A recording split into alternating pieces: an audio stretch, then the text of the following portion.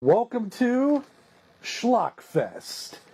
I'm Ray McGuff, and with me as always is... Jean-Paul Mantilla. Hey buddy, how you doing? I'm doing all right. All right, well, certainly do have a schlocky film lined up for me today, buddy. Thank you for this.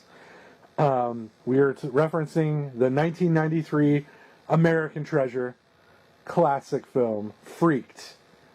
It was released on October 1st, 1993. Directed by Alex Winter. Budget was $12 million. Did you know that? $12 million, that's a lot of Can money. you fucking believe this movie cost $12 million? Of course I can. Oh, shit. What do you think the box office was? The whole run of the film, budget's $12 million. What do you think the box? Oh, it had to have made, like, at least $2 million. Wrong.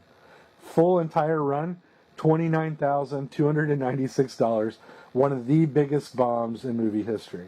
Well, it took $6.50 of my money. Well, I'll tell you what I did find out was it bounced back on VHS rental and HBO rights, because HBO played the shit out of this movie. Yes, they did. So they did recoup a large portion of their $12 million after it was all said and done. But this film is starring Alex Winter, and you're probably saying to yourself, who is Alex Winter? That name sounds familiar. Well, he is one half of Bill and Ted. That's right. Guess who else is in this film, Jean-Paul? Oh, Keanu Reeves is totally in this film. That's right, Keanu. We've also got Randy Quaid. Randy, who is now Crazy Quaid. Right. All Randys end up being crazy at the end of the day. They do. And Randy's got his own button. Just saying. Just saying. Look at his Twitter now. Look at my Facebook posts for that, actually. Not this Randy, but Randy Quaid. Oh, Randy Quaid has a Twitter account? Oh, yes. And he recently just said... God. Recently just said...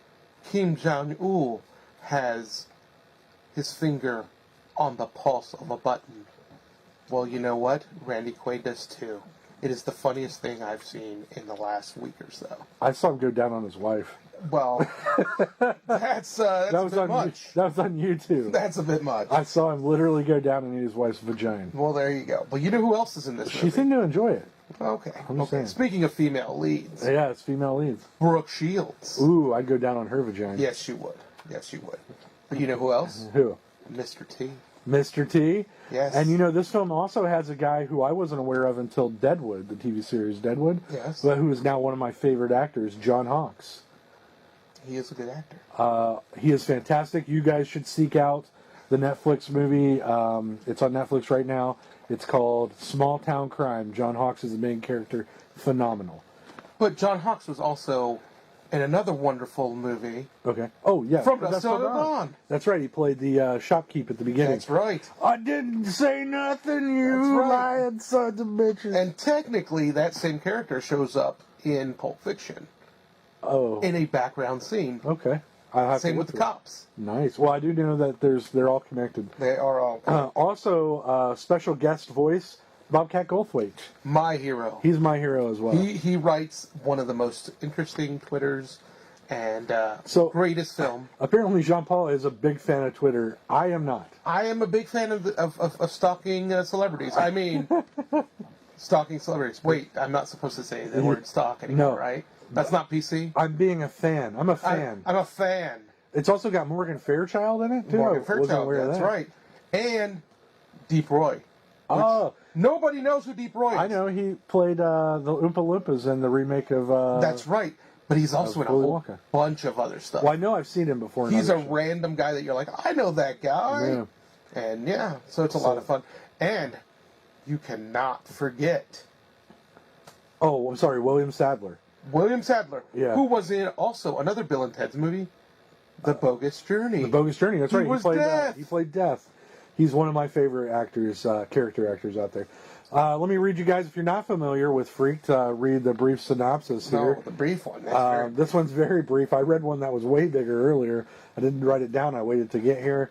Here's the synopsis. Freaked. It's a film about a vain actor, his best friend, and an activist that end up at a mutant freak farm run by a weird scientist. But the friend is the older drug addict brother from the show Blossom. Oh, that's right. See, people forget that wonderful show. Well, we're about to cue this bad boy up. Any parting words before we get a commercial break? Hey, let's just do this. Let's do it. Stay tuned.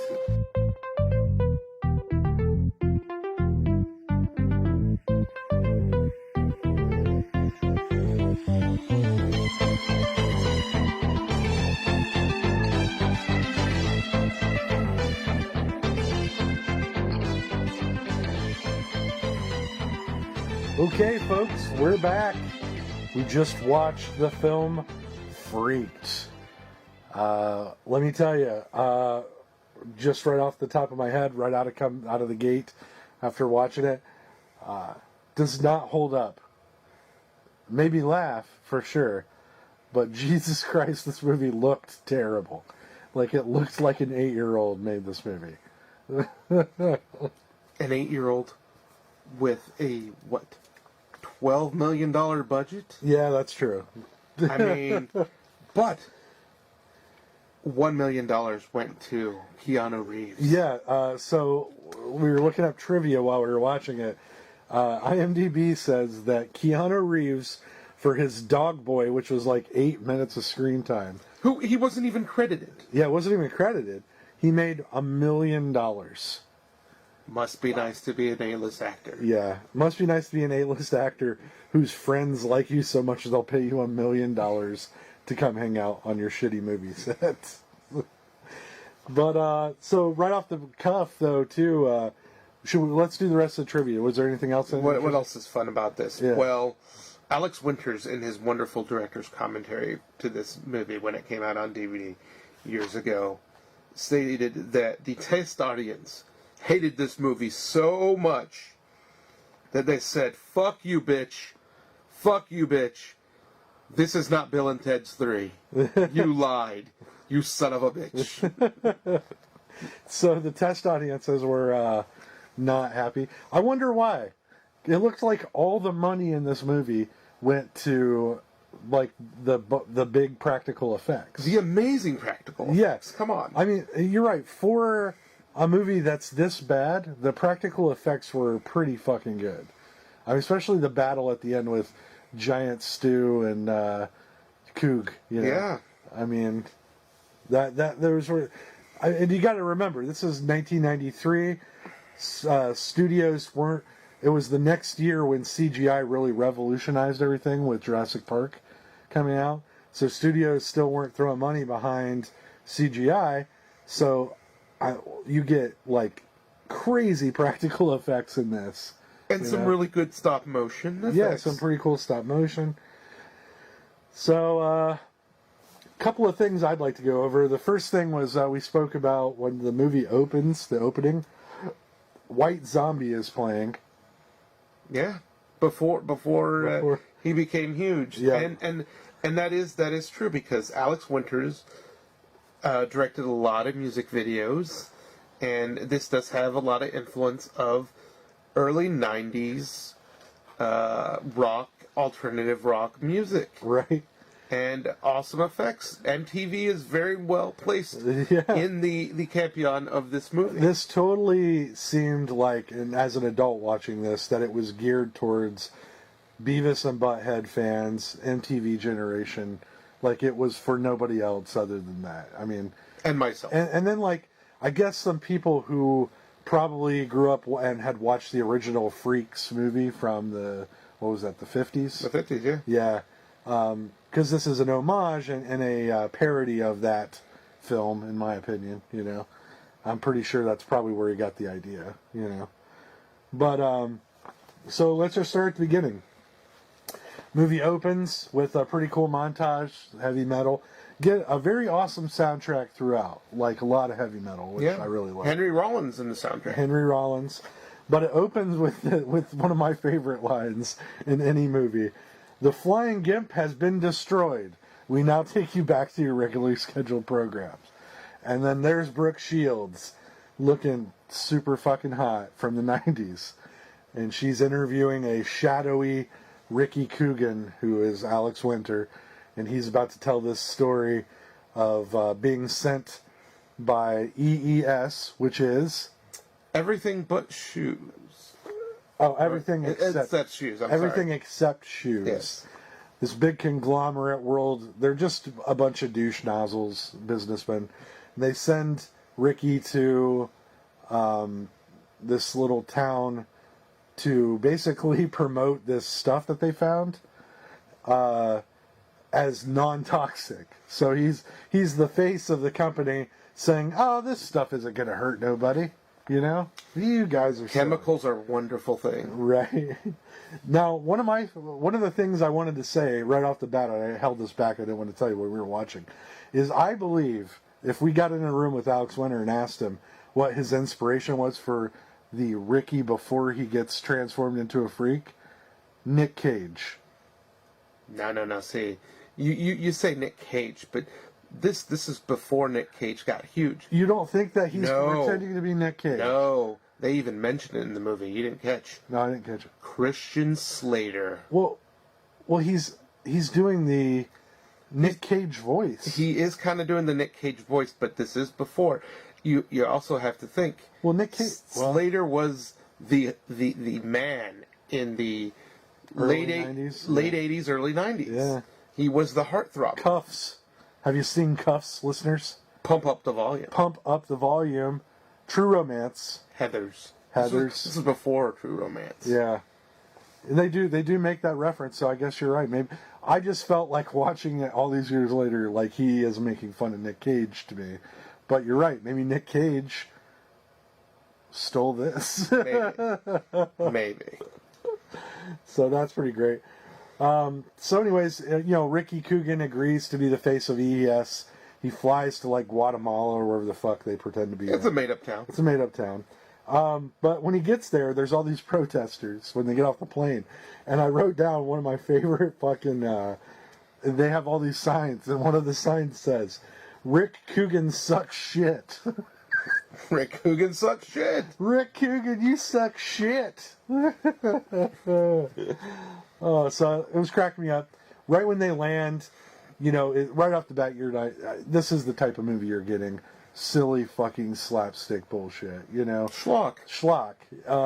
He goes, wraps himself up because they're protesting Rick Coogan, so he wraps himself up like, a 1950s mummy, and goes into the crowd and then meets this hot girl, played by an actress, I can't remember her name, but you would recognize her from many other things. Oh, wait, I think we can look her name up here.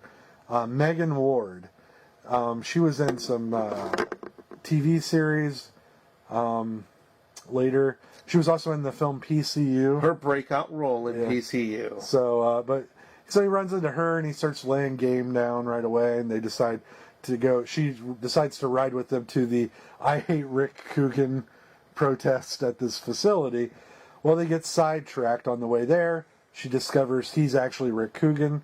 And then they decide to go to this freak exhibit, which is a carnival run by Randy Quaid.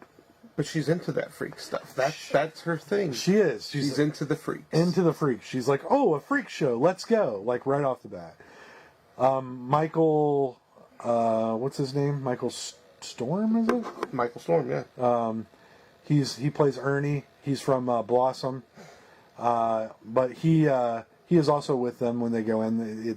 He's Coogan's best friend. They go in right off the cuff, get kidnapped, and put in this fucking place, and then they get turned into freaks. So Ernie and Julie, Megan Ward and Michael, become this like half man, half woman hybrid, like a Siamese twin. And then Rick Coogan, Alex Winter, becomes this like bat boy, half like giant, like gargoyle almost, right? Almost like a gargoyle. And then, I would give it that. Yeah, and then they take. This part made me laugh too. Randy Quaid takes them to an outhouse, right?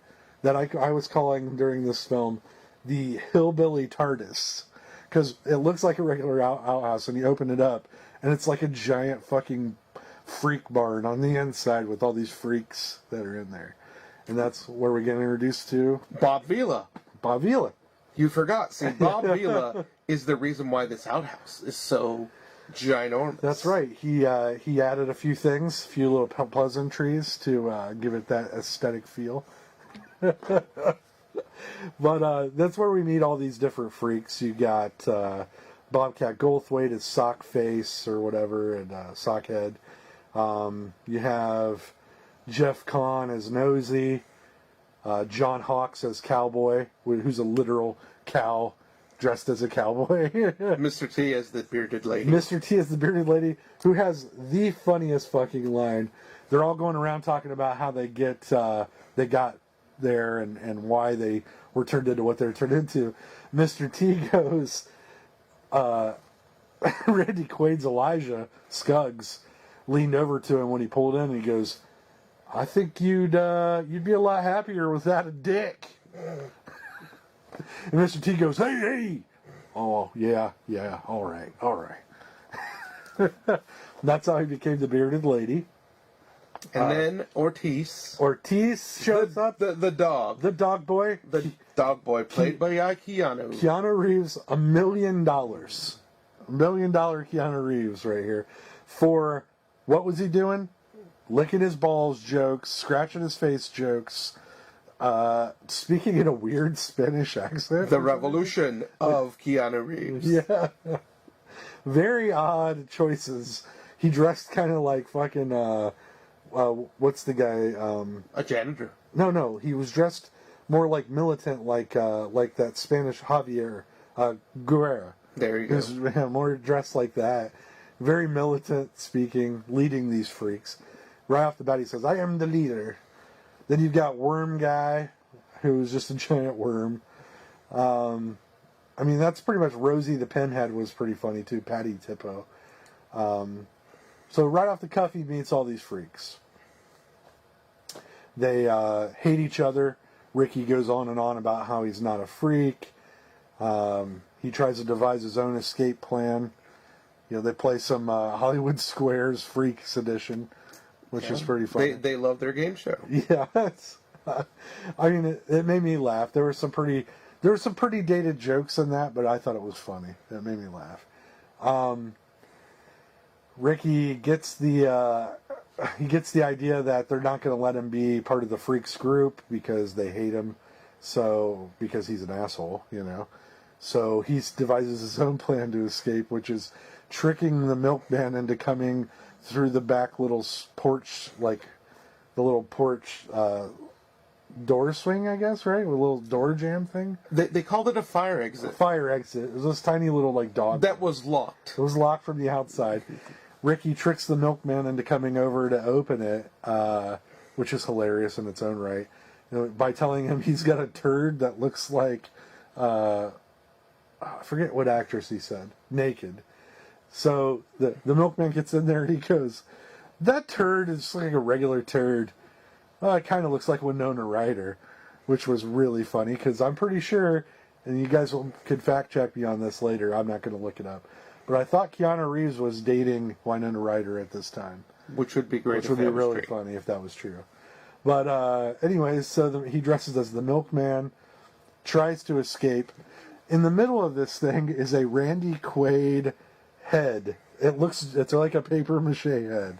And it's on a constant rotation. And we find out in this scene that the eyeballs that are inside of it are alive, and they're tattletales carrying Uzis. They call them Rastafaris. Rastafaris, yep. And they speak in Rastafarian accents, which is fucking hilarious, in my opinion.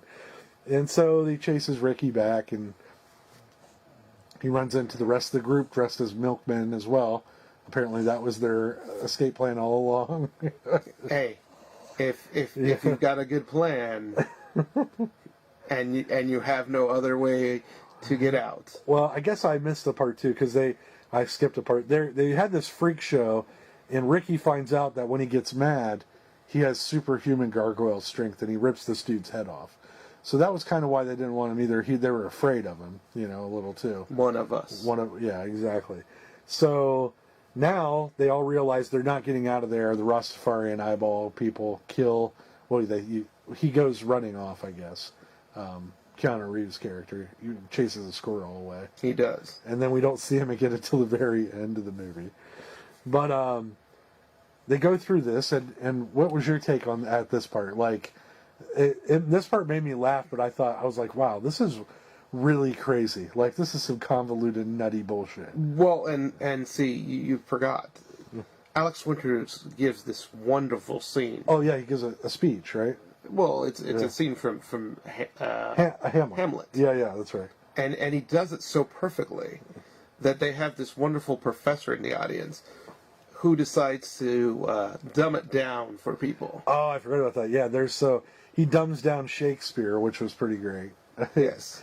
I can't remember what they said, but it was like, it would go on this long drawn out Shakespeare thing, and it would be like at the bottom, like, you're stupid and you're full of shit or something like that. You know, it was very funny. It was very dumbed down for that audience. Randy, Yeah, it was for your audience. it was for my audience.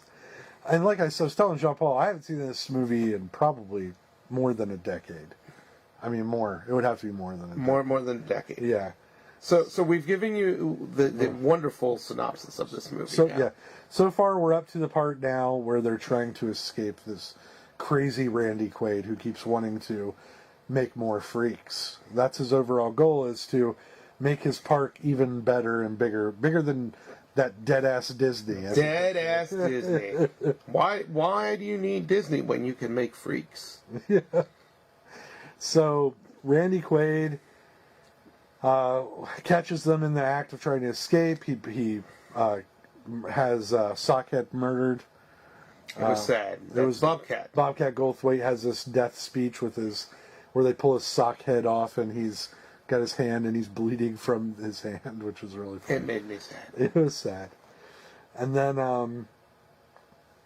what was that? Oh, yeah. So then they're in this back in their weird hillbilly TARDIS, the outhouse, and this part of the movie dragged a little for me because it was like they couldn't go right into chapter 3 or the end really, so it's just like them trying to decide what their next plan of action is.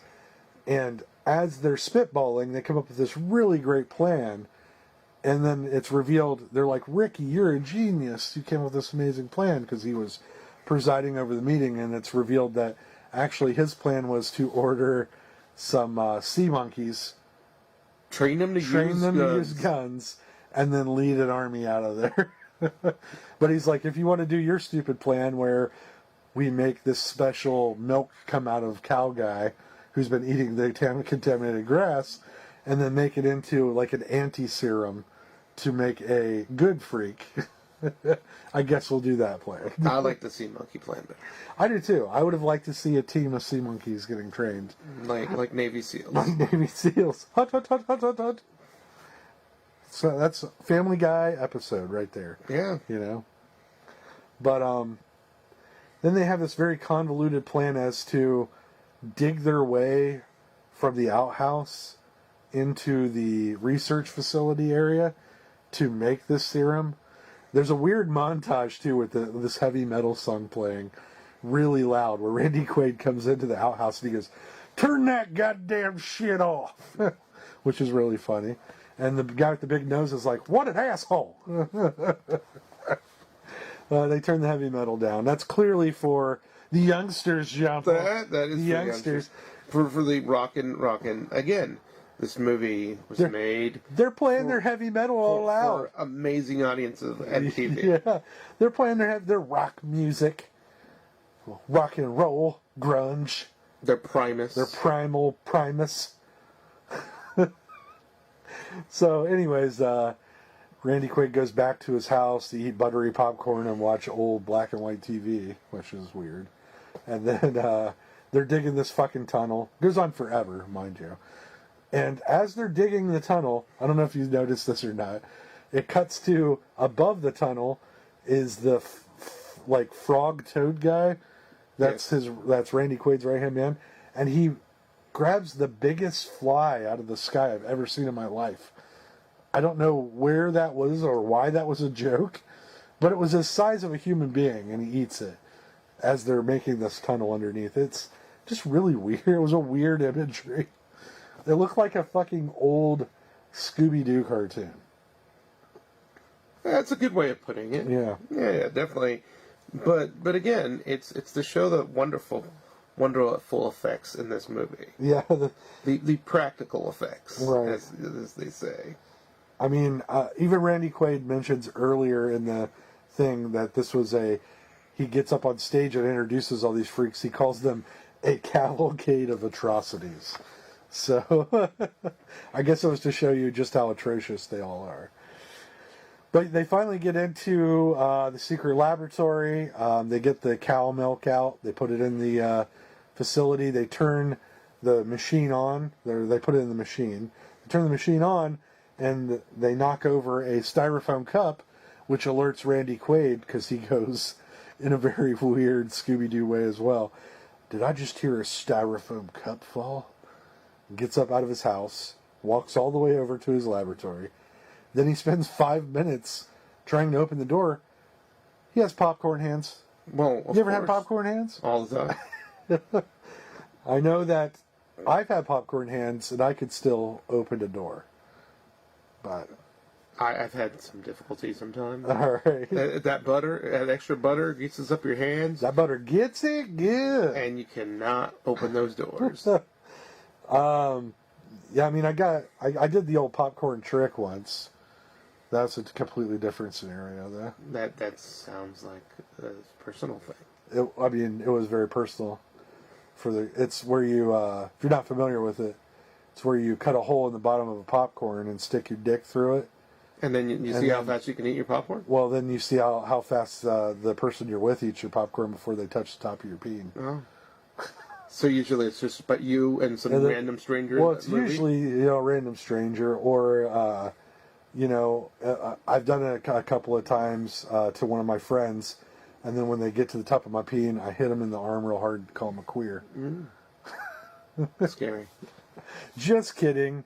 I would never yell queer at someone. Very, very, very. I'm progressive. Inclusive of all of the people and everything that they do. So Freaks and all. yeah, freaks and all. Yeah, all right. Freaks unite. But yeah, so that's a popcorn trick. I would guess now in the Me Too era, probably shouldn't do it. No. Yeah, I mean, you don't want to be one of those hashtag stories. Hashtag top of my peen.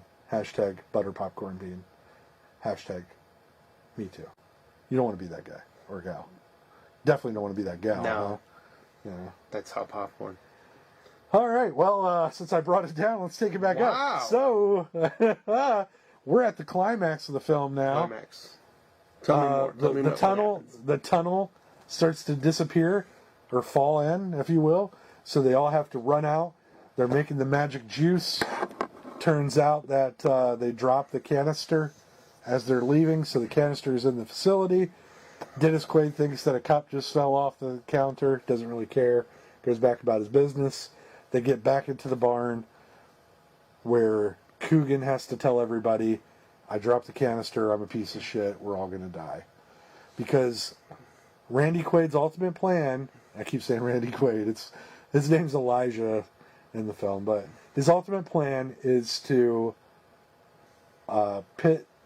finish making Coogan a full-on freak and then have him kill his friends. In this, I don't know why people would pay to see that, but that's what people paid to see. This whole tent full of people. I would pay. Circus tent. Yeah, I bet you would. I'm weirdo. So they get there. The EES people show up. Oh, EES. It's revealed that EES has been in contact and working with Randy Quaid, his Elijah, the whole time. They're in cahoots together to make the freak show bigger, better than ever, and then also drop this stuff in the water supply and make new consumers, new worker drones. Can you imagine workers who didn't have to go to the bathroom because they didn't have a gastrointestinal tract? Hey, that gets you working. Yeah, that'll keep you working 24 hours. Yeah, or no mouths. Yeah, so you don't have to hear them yapping. So during this time, this little kid that has been flitting back and forth. What was his name again? Stewie. Stewie. He's been following Coogan. He's Coogan's biggest fan. Some might say a soulmate. And he has a psychic link to Coogan. which they briefly glaze over as when you have a soulmate, they have a psychic link to you. Cool. That means I have a psychic link to you, Randy. Oh, yes. What am I thinking right now? Why the hell did he say that? No. Oh, okay. I was thinking about giant boobs. Oh. I mean, big boobs. Real big boobs. They don't show up in the movie. They don't show up. There's no boobs in this movie. Boobless. Yeah. So far, 2 for 2. No real boobs. No.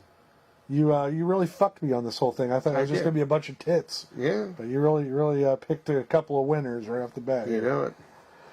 So anyways, back to the story. The the circus tent part's going on. The EES guys are there.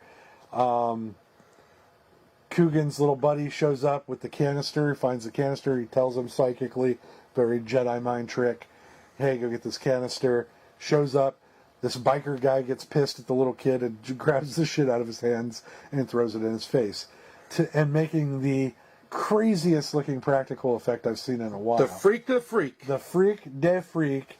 Stu, this giant troll kid, and he just fucking kills this biker guy. It's pretty awesome. Then he goes on stage. He goes to take out Elijah, but Elijah ends up throwing the rest of his goop on Ricky Coogan, and Ricky turns into evil Gargoyle Rick, and they start to fight. People are getting fucked up. Then all of a sudden the FBI shows up. Yeah, because they've been on Elijah's back. Yeah, they've been watching Elijah for a while, and also following the news story that Stu wrote in the Sun, like one of those terrible magazines or papers. It's the National Geographic or whatever. Well, no, National Enquirer. Enquirer, that's what it is. National Geographic. The Sun was one of those affiliates. Yeah. So it's like, Bat Boy found in cave. It's like that kind of thing. So FBI shows up. Then it cuts to them fighting again for a minute. And then you find out that they're not going to fight. They have like a moment. And he turns good. And then all hell breaks loose. They knock Randy Quaid into this goop, and he turns into Brooke Shields. None other than Brooke Shields. Yeah.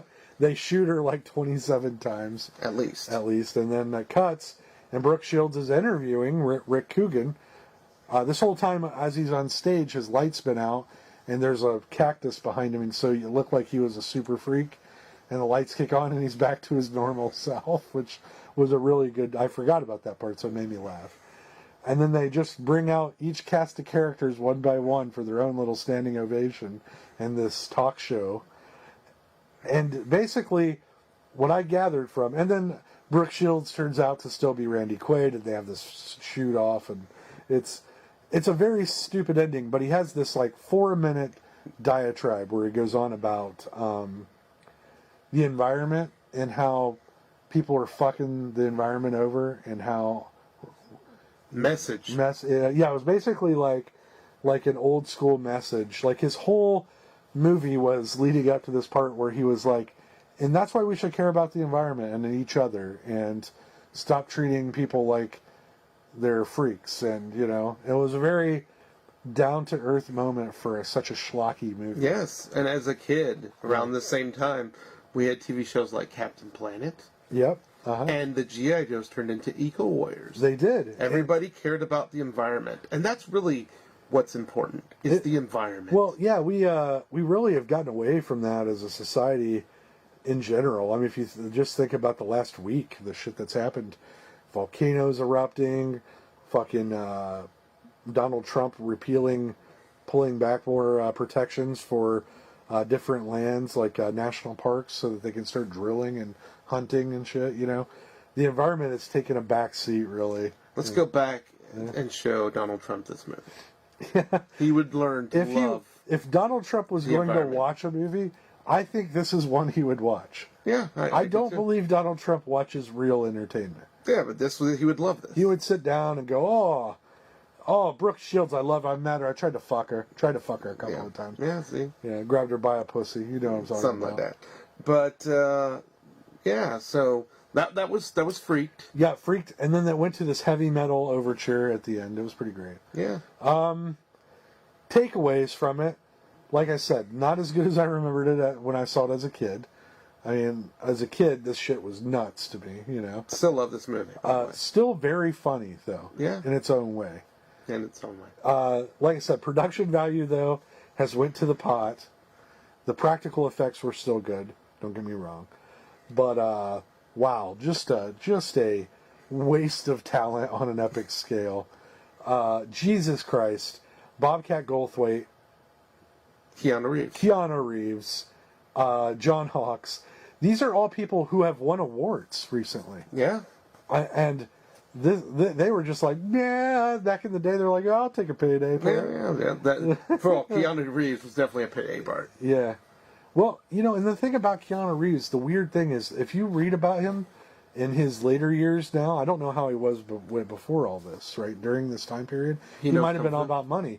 No, he gives his money away to people like nobody's business. Well, he did do this favor of $1 million to his friend. Well, I'm just saying, is it really a favor? If you said he was uncredited, so I'm it's going definitely to give you $1 million. It had to be an uncredited to be in this shitty movie. I would have been like, you would have had me at 100,000, man.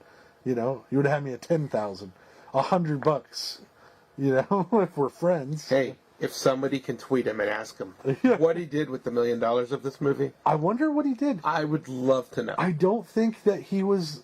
I don't think he's that vain. I really don't. After reading about it. No, well, you know. Alex Winter, on the other hand, I feel bad for this guy because he's such a energetic dude, and you can see talent in this movie. Like, I'm telling you guys, watching this as somebody who's a fan of practical special effects, he must have spent days setting up some of these shots. For a movie like this, it's crazy. And this kind of ruined his career. I mean, I would not say this ruined his career. I would. He didn't do much after this. He directed music videos. Oh, okay. All right, fine. I mean, I guess David Fincher directed music videos too, and now he's an Oscar-winning director. I'm just saying, people take different paths. People take different paths. Well, on that note, I've got some interesting comments. Yes. From our last show. Okay. People asking me all kinds of fun things. Oh, this will be cool. Yeah. So, first off, I got asked, is this show really just to torture Randy? And if so, can we choose the movies? Yes, this show is definitely just to torture Randy. My love of Freaked and Schlocked and other fun, exciting movies like this is in fact to torture Randy. Because, yeah, we've been throwing some nice little softballs to Randy. A movie he kind of has heard of and a movie he's seen. And the next one, maybe not so much. It might be a little fun time with the next one. So before I give that away, I'm going to get to a couple other things. Will we only be doing horror? No. Horror is just a little easier because if you want to make a cheap movie, you make a horror movie because you don't need a whole lot to make a cheesy horror movie. I think that's why horror movies are so prolific, because you can take an idea that's scary to many people and interpret it in your own way. Exactly. And do a movie that's interesting. Like, how many fucking movies are there about spiders that kill people? Tons, but there's different interpretations. That is very true. Or the Blob. Or the Blob, gelatinous blob. A gelatinous blob. That's from outer space. Yeah. So what else did they ask me? They asked me, how long will we be doing this? Well, I hope for a while. Yeah, I see an entire season being 12 of these. 12? Yeah, I'd like to do 6 and then take a month's break and then do 6 more. All right. He said a season. Yeah. That means you could, binge watch it. Right, well... Or binge listen to it. I don't know if you guys are familiar, but Zombie Takeover TV, which John Paul and I work with frequently, collaborate with, they have on Bandcamp and Podbean... Tons. Bandcamp as well, but Podbean is where you want to go for the podcast for sure. And then the YouTube channel as well. But we have hundreds of pieces of content, some of which have been seasons. True Stories I just made up, we did 2 seasons of that. I mean, that's 24 episodes. That's crazy. Wonderful. The one I did with Frank, Strange Findings, we did 3 seasons of that. Then there's some that where I had to drop out, like Lost in Mayberry. I could only watch one season of fucking Andy Griffith before I wanted to hang myself. It's wonderful. So we have one season of that. Listen, subscribe, listen. Area. Oh, they just rebooted it with Scott Kramer taking over my role. Very nice. Shout out to Scott. He's my boy. What up, Scotty? But him and Frank are now going to be doing it. So there's going to be all new episodes of Stranded in Mayberry. I believe they're starting with season 2. So they've got a whole... There's the Wings Men podcast where Frank and Scott talk about Wings. Another the TV great show show. Wings. So, I mean, yeah, and these are seasons long. So there's tons of content. My other podcast I'm involved with is Area 42. We just filmed, and it's a, more serious, but there are some funny things. But we talk about, like supernatural things, time travel, science stuff. Meaning of life? We're going to eventually get to that kind of thing, for sure. Good. But what I'm saying is, these new podcasts, I want them to go on, like we were just saying, for seasons. So, yes, so we are going to be doing a season of this, as long as Jean-Paul wants to entertain me. Oh, gosh. It's not necessarily entertaining you. Torture. Torture is really the word. Yeah. Torture is really the word. Because I'll be honest with you, it's 9:41 at night. I got off of work at 6:30 and drove over here. I had a delightful meal. Thank you for that, by the way. Yeah, thank you. But I could have fucking went home, had a bologna sandwich, and been laying on my bed right now watching fucking reruns of 2.5 Men. So, But who wants to do that? all of America. All of America, apparently. So going back to... So yes, I will be torturing Randy. And in honor of this month that's coming, we have the wonderful release of Jurassic World. Oh, that's right. Fallen Kingdom. Jurassic World Fallen Kingdom. We talked about that. Yes. You're not a fan of the Jurassic Park movies. I love the first one. Love the first book. The first book's amazing. Because I actually read it. Yeah, it's a... They made us read it in middle school. So yeah, that's a good one. I read it because I'm a nerd and I read books for fun. Who does that? When there's talkie pictures are the best. Talking pictures are the best books. You don't even have to hold them. That's right. So, we are going to do another 90s classic. Oh, which one? Carnosaur. Oh my god. See, Carnosaur. It probably sounds familiar It does. to you. Because I remember it in Blockbuster Video. It had the giant T-Rex with blood all over it on the cover. And it was like a red cover, right? Some of them were red, some were blue, and some were green. But yes, we are going to do the wonderful classic Carnosaur. Carnosaur. And the reason why I have chosen this lovely gem to present to Randy, because one, you probably saw the cover. You know, come on, Blockbuster, things of the past that people love, and. You know, after watching this trailer of this wonderful new Jurassic Fallen Kingdom, or whatever you want to call Jurassic World Fallen Kingdom. Get the title. Okay. Jurassic World Fallen Kingdom. To me... See, Carnosaur 2, I remember that one, too. Yeah. Because it had the big bloody tube on it. There you go. To me, it looks like what this movie was. And the premise of this movie is...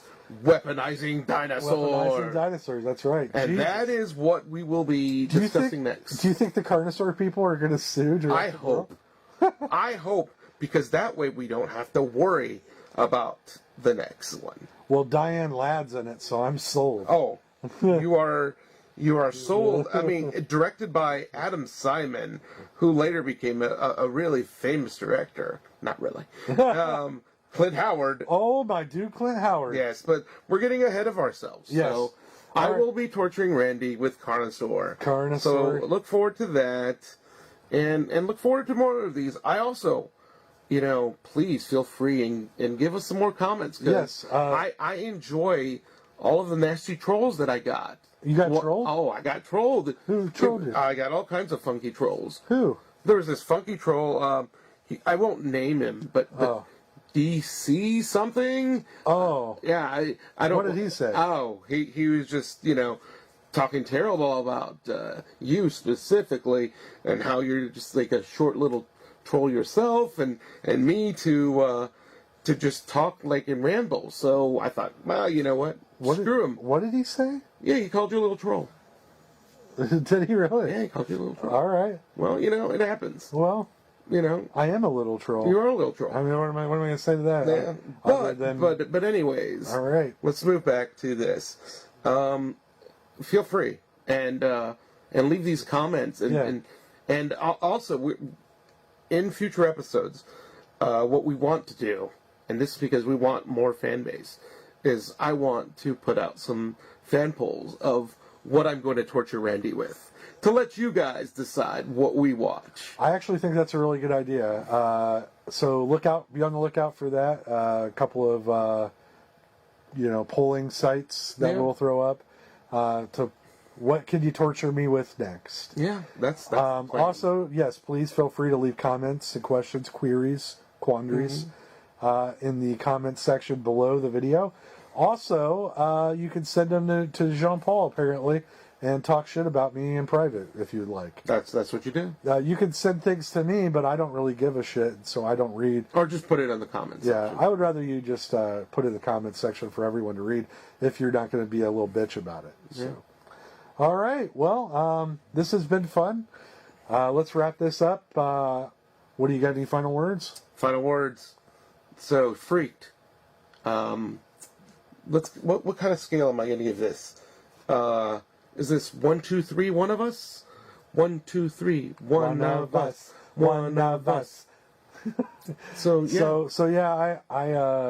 I was tortured by having to watch this over again because some of the scenes drug, but I laughed through most of it, so I will give it my seal of approval. Give Freaked another watch